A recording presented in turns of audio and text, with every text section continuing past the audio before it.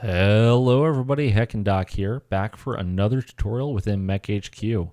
Once again, this is going to be primarily using 50.10. However, we are currently playing in one of the nightlies for 50.11. So if something's a little different than what you are seeing in 50.10, don't worry, 50.11 will likely have that same feature that you're not quite seeing. But most of the things are going to be very similar between the two versions, so don't worry. This tutorial is going to be going over starting a new contract on arrival. How do you deploy your forces? How do you make sure that all of your different mechs and all of your different units are ready to go? How do you explore the area of operations map? And what all are you needing to do? And trying to answer maybe some of those questions that somebody might have if they are just getting rocked on a mission and they don't know why. So let's go ahead and jump on over to our game. So this is our testbed campaign. We are currently 0.5 days from the planet where we are going to be making planetfall and starting our new contract. If you're wondering what contract we took, it's the contract that we took in the contract tutorial. I actually don't even remember what contract it was. Let's go ahead and advance the day and see what happens. So when you arrive, if you are using advanced medical or alternate advanced medical, you are going to have the opportunity to inoculate all of your people. If you do not want your people to get typhoid syphilis from the planet of Menkalinian, then I would recommend spending the mere 60,400 C-bills to inoculate everybody. Anyone who is here will be permanently inoculated against everything for this planet. If you ever return, only the people who were not here before will have to be inoculated again. So, when you reach Menkinolin, you will notice all of your units were taken out of mothball. In 50.11, a couple of things change. You do get these tabs at the top. You can deactivate that, but we can see everything was activated. All of our units that were in security, as well as our support vehicles, our recovery vehicles, everything. So when we go to our TOD, don't judge me, I haven't put any force icons down.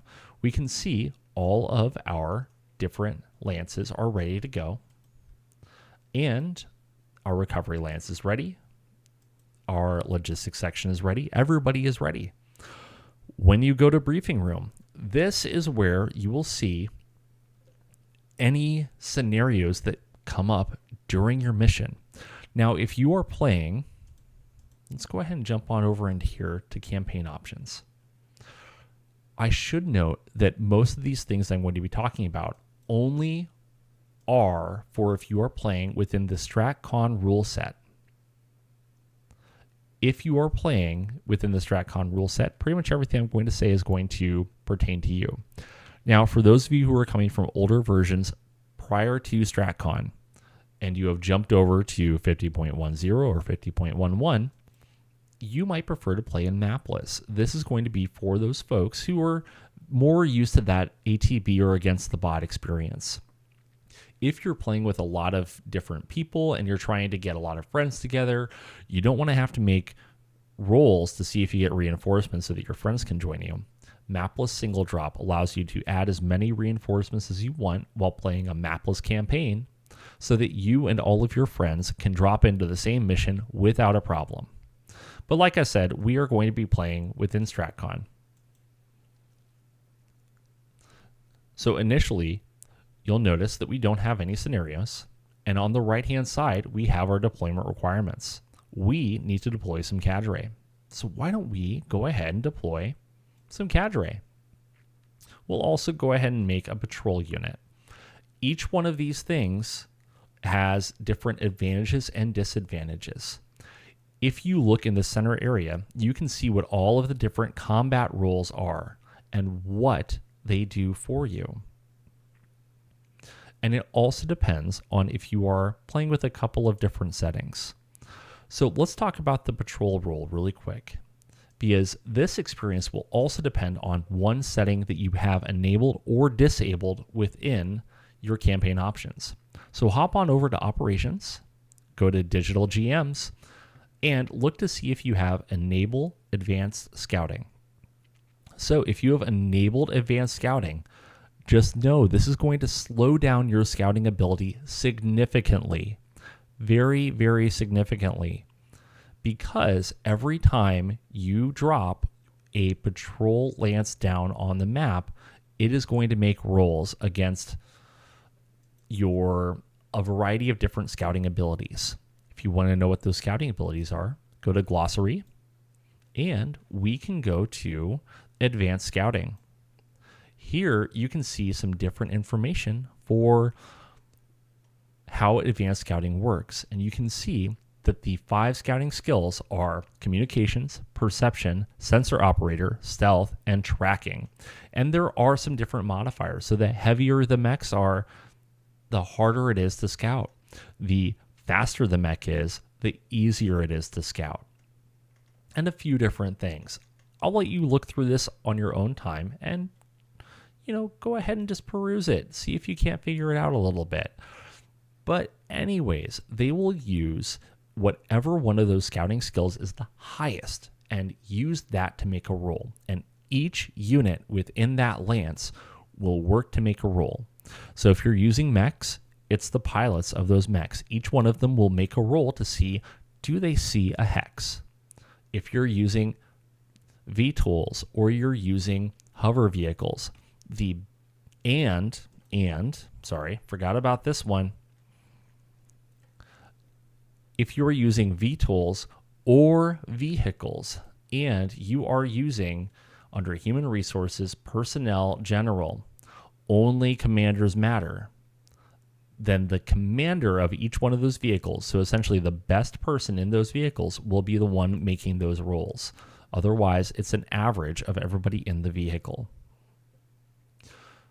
Now then, you have landed. You have your cadre. We have a patrol to go scouting, and we have a front line for if anything happens. Let's jump on over to our area of operations map. This is the map where we have things that could potentially happen. Now, arguably, on a cadre duty, you don't have to explore the map. We're going to explore it anyways. In order to explore the map, pick a hex. Right-click on the hex, manage deployment, and then pick the lance that you would like to assign. So I would like to assign my patrol lance, which is Lance 3, and it has mechs. I'm going to confirm, and it's going to ask, are you sure? Because this is a point of no return. Confirm, and then we have deployed our lance. Now, it should be noted that if you are not using Advanced Scouting, all of the hexes around this lance would have been revealed. However, with Advanced Scouting, you can see that we make 4 different scouting checks. And for this particular lance, everybody needs to make a roll of a 12, which is kind of rough. However, if we actually had the skills we needed, it would not be that rough. And only one person passed their check, so we only revealed 1 hex. And we can continue doing this as many times as we need. It should also be noted over on the right-hand side, we have campaign victory points. These are the points that we need in order to succeed in our contract. Support points. These are useful when you're going to be reinforcing any of your units. Deployment period. This is how long a unit stays deployed for. However, patrol lances and other light lances might not be deployed for as long because they will roll every day for an early return, depending on what the average speed of all of the mechs are. Some missions will have multiple assigned sectors that you have to work through. And then down here is some of the terrain information that can be useful for you. Finally, towards the center of the right-hand side are all of your strategic objectives. These are the objectives that must be completed in order to get a complete success for your contract. So in this case, we need to engage and defeat hostile forces in 0 out of 4 scenarios. So 4 out of 4 is what we will need. And then we need to maintain campaign victory points above 1.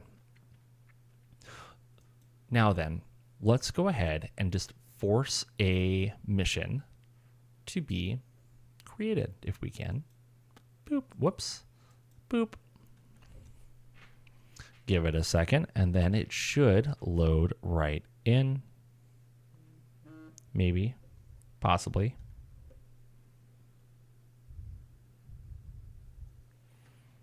Ruh-roh. There we go. Okay, we accidentally generated 2, but that's fine because this lets us highlight something else. So we have 2 missions here. One is a covert strike. On the right-hand side, it'll tell you your allies, your enemies, and depending on what your settings are for your campaign, who those enemies are. It'll tell you a little bit about that scenario and what your objectives are. We'll go a little bit more into the actual MekHQ side of things in a future video. But you'll notice that this scenario has turning point right next to it. If you look down here, turning point scenarios earn you 1 campaign victory point, which is important if you want to actually succeed in your contract. You'll also note that you have other scenario types, such as crisis or essential. Essential scenarios are ones that you must complete and you must have victory on in order to fulfill all of the requirements of your contract. If you fail to complete even one essential mission or one essential scenario, when you finally click that complete mission button, you really should be clicking partial success because you did not do everything that was required in your contract. So you probably want to prioritize your turning point scenarios and your essential scenarios. Your crisis scenarios end up costing you victory points if you lose them, and they don't yield you any victory points if you win. You are reacting to a bad situation and trying to make the best out of a bad situation. Covert strike missions without any of those additional words are just missions that you are using towards how victorious are you each month. At the end of every month, there will be a roll to see how the enemy morale is doing. So you can see right now the enemy morale is weakened. If we advance days, and don't tell on me, but we are going to just do some auto resolutions to make it through this. So, actually, really quick. So we are now on the day where we have this covert strike. And you want to make sure that you deploy for this and you deal with all of the things for this. So now you can deploy one of your lances. You can do this from the briefing room where you can right click on that scenario, click deploy, and then click on whichever one of the forces you want to deploy. You can also do this from the area of operations map. You can select where that engagement is happening, right click on that hex, manage deployment, and select the lance. You can also go to your TONE, click deploy directly to scenario. You select the scenario, and then you select the lance. Finally, the fourth way you can do this in 50.10 or 50.11 is you can right click on the lance and you can tell it to deploy. Or at least you could have. Oh, I lied. You can't do that anymore. I apologize. Don't listen to me on that one. Anyways, so let's go ahead and deploy. Boop. 1, confirm. So at this point, it's a point of no return. We get a pop-up, confirm. Depending on some of the skills of your commander, you can also assign reinforcement units. I don't want to do that. I don't have any available. It's fine. Now, when we go to our area of operations, you can see that we have our unit there as well as the enemy unit. When you select that scenario, you can now see that these options are no longer grayed out.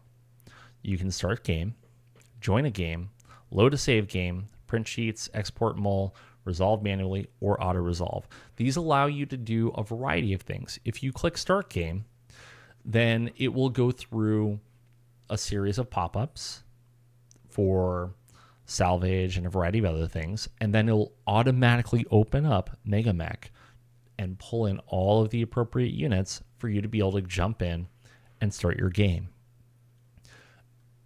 If you are joining a game that somebody has already created, then you will be able to join that game through a public server or by directly connecting to somebody's computer, whatever the case might be. Loading a save games, if you had something that was partially in progress and then you load the MekHQ scenario. Printing sheets, maybe you want to play this on the tabletop. Go for it. Knock yourself out. You can print out the sheets and print them to wherever. You can resolve it manually, which we'll show off in a second, or you can auto-resolve. You can use Princess or the Abstract Combat Auto-Resolution. These are two different auto-resolution methods. I'll let you play around with those on your own. Or if you just want to kind of say, this is how this happened, resolve manually, and then I'll ask you, did you control the field? Did you not? Well, the enemy controlled the field. If you already played this out, let's say there was a glitch in the matrix and you got done with this, you got your salvage, you did all the things, and for some reason the game crashed. As long as you have that .mul file from after you completed the game, you can select the battle record and pull it in and hit OK. Or if you don't have it, that's fine. Hit OK. And you can put in the results as you see fit. So in this case, nobody got hurt. We're going to say nobody died or got hurt. We're going to say, yes, of course I destroyed the thing. Of course I did all these things. So now we get one scenario victory point. Finish. Confirm. Good. Very good. And then you can get awards and all sorts of other stuff. I'll let you read through that on your own once again. We'll go to the next day. We'll deploy my patrol ants, and naturally they are just going to demolish everybody. Didn't you know? So we're going to auto-resolve this one. We'll say that we won, so we control it. Don't actually do this, friends. This is cheating. Okay, we of course did all those things. Confirm, confirm, yes. Okay, great, issue awards. I'm doing all of that so that we can get to the end of the month. And you can see that when you get to the end of the month, there is going to be a roll that happens. And there we go. So you get your employee turnover check. All those things happen. Great, we didn't lose anybody. And then we get a morale update. So your performance can be decisive victory, victory, draw, or I think it's defeat and decisive defeat. Essentially assigning modifiers to this roll. The higher you roll, the worse the enemy is doing. The lower you roll, the better the enemy is doing. Depending on your contract, once you have completely broken the enemy, your contract concludes. Even if it's done early, even if you have not completed all of the objectives needed in the area of operations or assigned to your contract, that's fine, because you broke the enemy, you broke their morale, they are no longer fighting, you control everything. So that is a really quick and dirty overview for how do you get started with a contract, how do you assign forces, how do you start a scenario, and how do you explore the area of operations map. Now, the last thing that we can talk about that we don't have here are all of the different bases. And I think I'm going to leave that for another tutorial, because that might take a few minutes all by itself. However, if you get into a scenario or into a contract where you are just getting demolished and the enemy just keeps on having tons and tons of reinforcements and everything else, they might have a lot of installations that they are using. If that is the case, deploy as fast as possible and explore that map as fast as possible so you can find those installations, take them from the enemy, and they can no longer use them. Well, everybody, that's pretty much it. So I hope that you've enjoyed this tutorial. I hope that you have found it useful. If you found it useful and you've been enjoying these tutorials or anything else, go ahead and drop down there to the bottom and hit that like button. If you haven't already, hit the subscribe button and hit that little bell off to the side so you get notified whenever there are any new videos. If you didn't like the video, please leave a comment down below. I really want to know what you thought I was missing and what we can do better next time in the future. But I think that's going to be it for right now. If you want to join us for one of our playthroughs, then go ahead and join us over on twitch.tv/hackandoc. I'm streaming typically 2 to 3 times a week, or you can check out any of the VODs within my profile. I have different playlists. Just check them out. I hope to see you there. All right, Mech Warriors, take it easy. Have a good night.